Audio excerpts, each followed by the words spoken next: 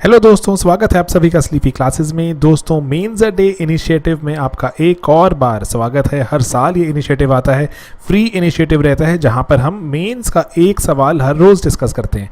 दोस्तों, इस बार जो मेंस का इनिशिएटिव है वो एक और जो चीज़ इसमें खास है वो क्या है कि शेड्यूल के साथ है कि आपको डेली शेड्यूल दिया गया है कि कौन सा सब्जेक्ट कब डिस्कस होगा। पैरेलली दोस्तों, ये तो है एक फ्री इनिशिएटिव कहलाता है मैड। अगर आप चाहते हैं और चीज़ों के बारे में और ज़्यादा क्वेश्चन सॉल्व करना मेंस के, जहाँ पर 5 या 6 सवाल हर रोज़ डिस्कस हो रहे हैं, आप हमारा मेंस का क्रैश कोर्स भी ज्वाइन कर सकते हैं और टेस्ट सीरीज़ भी ज्वाइन कर सकते हैं। दोस्तों, ये सभी कुछ हमारी वेबसाइट sleepyclasses.com पर अवेलेबल है। अगर आप मेंस दे रहे हैं और थोड़ा सीरियस अटेम्प्ट देना चाहते हैं, डेफिनेटली ज्वाइन कीजिए। बहुत ही कॉस्ट इफेक्टिव तरह से आपके लिए हम बेस्ट कंटेंट अवेलेबल करवा रहे हैं। तो चलिए दोस्तों, देखते हैं आज का सवाल। Hello everyone, welcome to sleepy classes. इस वीडियो में हम इंटरनेशनल रिलेशन का जो आपका क्वेश्चन था related to the Indian Ocean उसकी डिस्कशन करते हैं, उसके आंसर को डिस्कस करेंगे। So question was what is the geopolitical significance of Indian Ocean, explain. तो इस क्वेश्चन को आंसर करने के लिए हम 3 पार्ट्स में डिवाइड करते हैं, introduction, body and conclusion. So introduction में हम एक लाइन जो आपका इंडियन ओशन है उसके बारे में लिख देंगे। उसके बाद बॉडी में हम बताएंगे कि क्या सिग्निफिकेंस है ओशन की, and finally at the end हम कुछ प्रॉब्लम्स बताते हुए will be ending the answer. ठीक है, so that would be our conclusion. तो इंट्रोडक्शन में भी टेल के जो इंडियन ओशन है 3rd लार्जेस्ट वाटर बॉडी है, एंड इसमें इसकी अहमियत किस वजह से है, vital sea lanes of communication जो है ऑल अराउंड एशिया वो इंडियन ओशन से ही गुजरती हैं।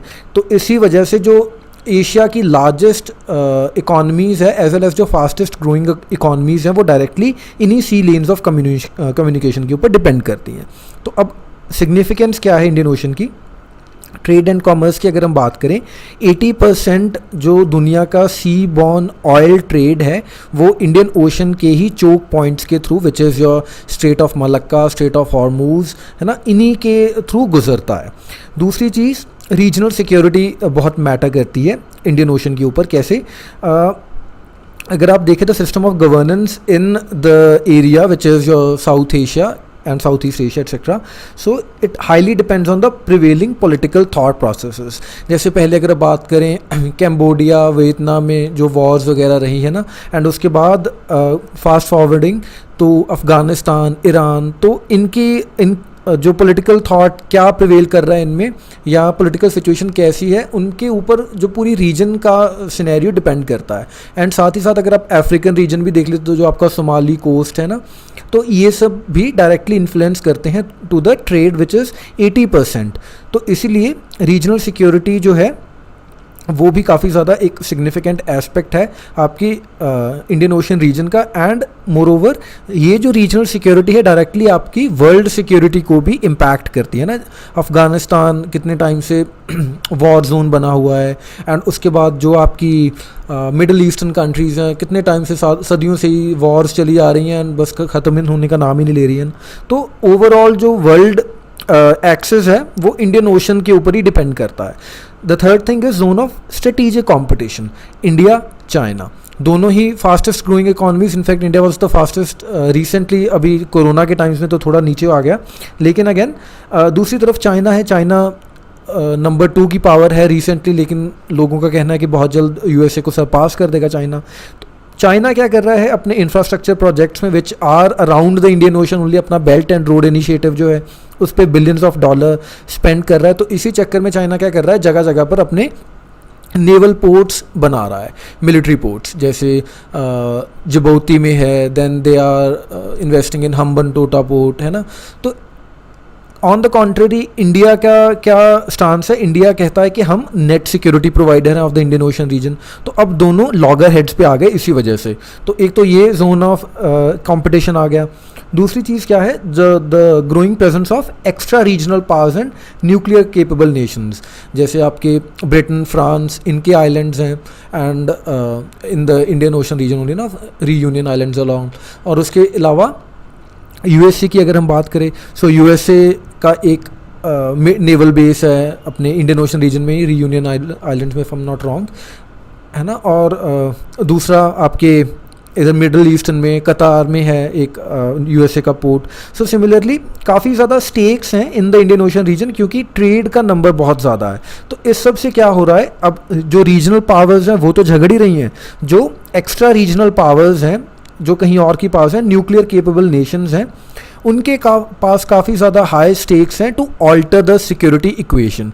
तो इसी वजह से ये एक जोन ऑफ स्ट्रेटेजिक कंपटीशन भी हमें निकल कर सामने दिखता है। So this is affecting the existing military balance and impending the imbalance, and this impending imbalance could create a new architecture which could affect the prevailing security scenarios. तो इसी वजह से जो ये इम्बैलेंस होता रहता है, कोई कंट्री आ गई, कोई कंट्री बाहर चली गई, तो इससे काफ़ी ज़्यादा उथल पुथल मचती रहती है।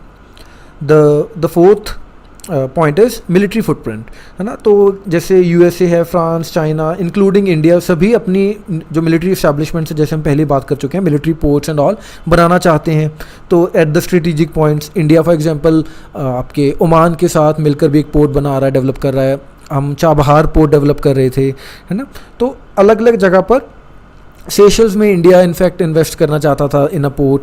तो ये सभी जो क्या कर रहे हैं, अपना मिलिट्री फुटप्रिंट बनाना चाहते हैं। तो इसलिए मिलिट्री फुटप्रिंट भी एक इम्पॉर्टेंट एस्पेक्ट है of the geopolitical scenario in the Indian ocean. And finally the high population impact, 1/3 दुनिया की पॉपुलेशन उन्हीं कंट्रीज़ में रहती है जो इंडियन ओशन को बॉर्डर कर रहे हैं। तो कोई भी उथल पुथल होती है इन कंट्रीज़ में तो डायरेक्टली दुनिया के लेवल पर इम्पैक्ट करती है। तो ये भी एक काफ़ी मेजर एक इम्पॉर्टेंट सिग्निफिकेंस है आपके इंडियन ओशन रीजन की। तो अब हमने देख लिया ये सब जो सिनेरियोज थे जो डायरेक्टली बता रहे थे कि इंडियन ओशन कैसे सिग्निफिकेंट है।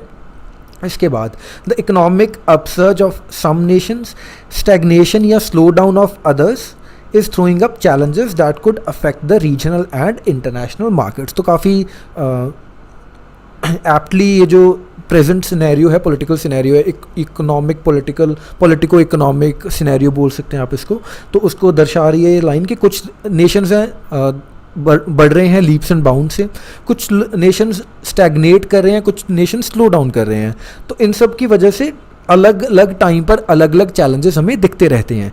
मान लीजिए इससे पहले चाइना जब इतना ज़्यादा ग्रो नहीं किया था तो चाइना को कोई लेना देना नहीं था, इतना उसके स्टेक्स नहीं थे आपके इंडियन ओशन रीजन में। अब क्योंकि उसके स्टेक्स बढ़ चुके हैं तो वो भी अपनी मिलिट्री प्रेजेंस दिखाना चाहता है इंडियन ओशन रीजन में, है ना। तो इसीलिए हर रोज़ की बदलती रियलिटीज़ के साथ आपकी जो इंडियन ओशन की चैलेंजेस हैं वो भी बदलते रहेंगे। So the lack of intra regional trade as compare to the extra regional trade has limited relations between the nations. तो ये भी एक पॉइंट काफ़ी इंपॉर्टेंट कि जो एशियन कंट्रीज़ हैं वो दूसरे नेशंस के साथ बहुत ज़्यादा ट्रेड करती हैं as compare to the neighbours and all. जैसे इंडिया की पाकिस्तान के साथ फ्री ट्रेड अभी तो फ्री ट्रेड तो नहीं ही है, इनफैक्ट अभी तो मोस्ट फेवर्ड नेशंस भी जो मोस्ट फेवर्ड नेशन का टाइटल होता है वो भी दोनों ने विड्रॉ कर रखा है ना।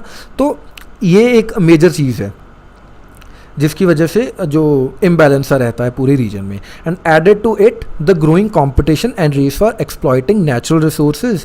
तो ये सभी न्यू चैलेंजेस देते रहेंगे टाइम टू टाइम। तो वे फॉरवर्ड से हम बेसिकली क्या डिराइव कर रहे हैं कि जो चैलेंजेस हैं, जो सिग्निफिकेंस हमने देख ली, लेकिन नए नए चैलेंजेस भी हैं तो इनको भी ओवरकम करना ज़रूरी है। So that is all, thank you.